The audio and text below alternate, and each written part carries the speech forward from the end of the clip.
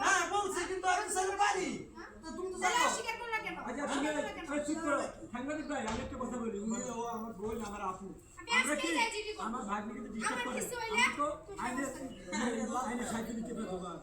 ওই কেন মামলা করতে পারবো তো তাহলে আমরা আমাদের এই বেটা আইন করে রাখ আমরা আছি বহুতই থাকবে ওকে মা ওকে বলে পড়ে যাবে এতদিন কিছু কইনি বাইরে পিটা করে আপনারা মানুষ চলে না কি করে ভাই কিছু কইনি চুপ কিছু কইনি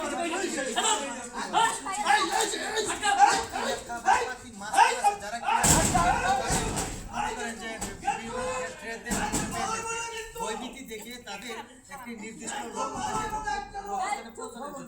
তো যেখানে আপনারা এই ধরনের পাতি মাস্তান পাবেন সেখানে তাকে এরকমভাবে সাহায্য করবেন যে দ্বিতীয়বার কোনো পাতি মাস্তানি এরকমভাবে এই কাজগুলো না করতে পারে। তো দর্শক এই ভিডিওটা যদি আপনাদের ভালো লেগে থাকে অবশ্যই লাইক কমেন্ট শেয়ার করে আমাদের পাশে থাকবেন।